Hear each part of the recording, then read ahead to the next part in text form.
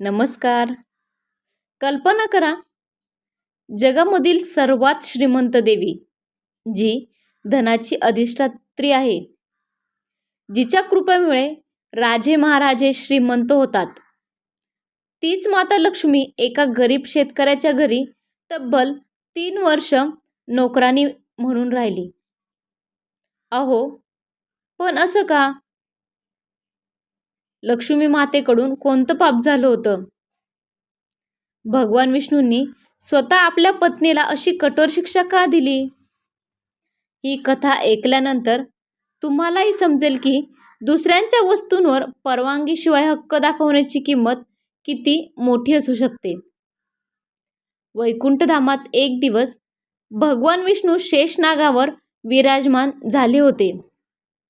सगळीकडे शांतता होती. अनेक वर्ष झाली होती त्यांनी पृथ्वीवर भ्रमण देखील केले नव्हते. भगवान विष्णूंच्या सहज मनात विचार आला, चला आज आपण पृथ्वीवर जाऊन येऊया, एक फेरफटका मारूया. आपल्या भक्तांची काय परिस्थिती आहे ते देखील पाहूया.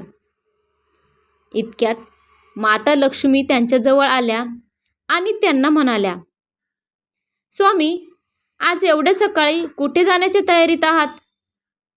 भगवान विष्णू हसले आणि त्यांना म्हणाले, देवी, मी पृथ्वीच्या प्रवासाला निघालो आहे. हे ऐकून माता लक्ष्मी उद्गारल्या, स्वामी, मी पण येऊ का तुमच्यासोबत? भगवान विष्णूंनी काहीही विचार न करता लक्ष्मीजींना हा म्हटलं, येऊ शकता, पण माझी एक अट आहे. माता लक्ष्मी म्हणल्या, कोणती अट? भगवान विष्णू म्हणाले, पृथ्वीवर गेल्यावर उत्तरेकडे अजिबात पाहायचं नाही. माता लक्ष्मींनी मान डोलावली आणि म्हणाल्या, ठीक आहे, चालेल. पहाटेचा प्रसन्न काळ होता, कारण रात्रभर पाऊस येऊन गेला होता. झाडांच्या पानांवर दवबिंदू चमकत होते. पक्ष्यांचा किलबिलाट सुरू होता. पूर्ण पृथ्वी जणू हिरवा शालू नेसल्यासारखी सजलेली दिसत होती. हे सौंदर्य पाहून माता लक्ष्मी तर मंत्रमुग्धच झाल्या. त्या इकडे तिकडे पाहत होत्या आणि नकळत भगवान विष्णूंनी दिलेले वचन विसरून गेल्या. त्यांची नजर उत्तर दिशेकडे वळाली. उत्तर दिशेला एक फुलांचा सुंदर मळा होता.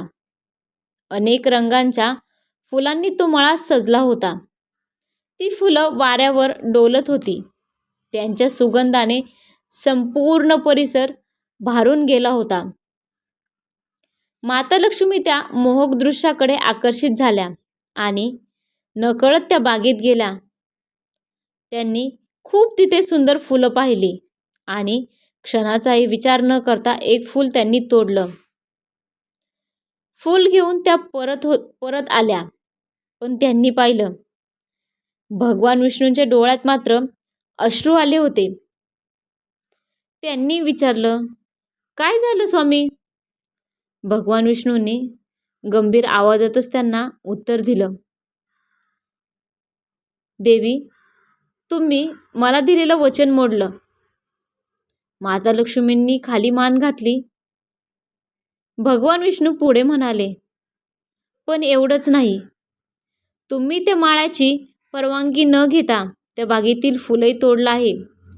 हे चोरीसारखंच आहे. माता लक्ष्मींना आपली चूक समजली. त्या म्हणाल्या, स्वामी, मला क्षमा करा.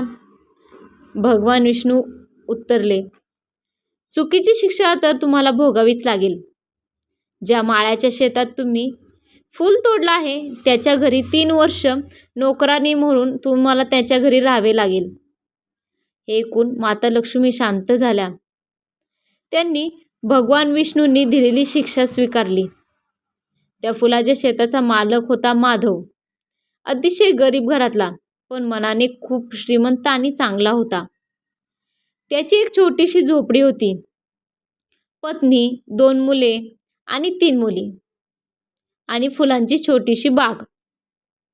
असा होता त्यांचा संसार. माता लक्ष्मीनी गरीब स्त्रीचा वेश परिधान केला आणि माधवच्या घरी आल्या आणि म्हणाल्या, मला तुमच्या घरी आश्रय द्याल का? मी तुमच्या घरातील छोटी मोठी सर्वच कामे करील. माधव म्हणाले, मी गरीब आहे, पण जशा माझ्या 3 मुली आहेत तशी तुम्ही चौथी. या आत.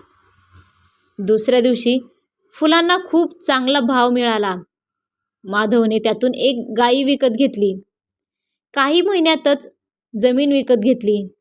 त्या फुलांच्या शेतातून येणाऱ्या पैशामधून त्याने मोठं घर बांधलं. मुलांची लग्न झाली. घरामध्ये सुख, शांती, समाधान आणि समृद्धी देखील नांदू लागली. माधवला वाटलं, या गरीब मुलीच्या पावलांनीच माझ्या घरात सौभाग्य आले. काही वर्षानंतर एक दिवस माधव घरी आला. त्याला दारात कसला तरी तेजस्वी प्रकाश चमकत असलेला दिसला. सोन्याचे दागिने घातलेले, दिव्य वस्त्र परिधान केलेली, चेहऱ्यावरती अलौकिक तेज असलेली एक स्त्री आत उभी होती. त्याने नीट पाहिलं आणि तो थक्कच झाला. समोर घरात प्रत्यक्ष लक्ष्मी माताच उभ्या होत्या. संपूर्ण कुटुंब लक्ष्मी मातेच्या चरणी नतमस्तक झाले. सर्वांनी देवीला नमस्कार केला. माता लक्ष्मी प्रेमाने म्हणाल्या, माधव, तू मला नोकरानी कधीच समजलं नाही. तू मला तुझी मुलगीच समजलास. तुझ्या या दयाळूपणाच्या स्वभावामुळे मी तुझ्यावर प्रसन्न झाले आहे. आज मी तुला एक वरदान देते. तुझ्या घरामध्ये कधीही अन्नधान्याची, सुखाची कमतरता कधीही भासणार नाही. एवढं बोलून माता वैकुंठाकडे निघून गेल्या.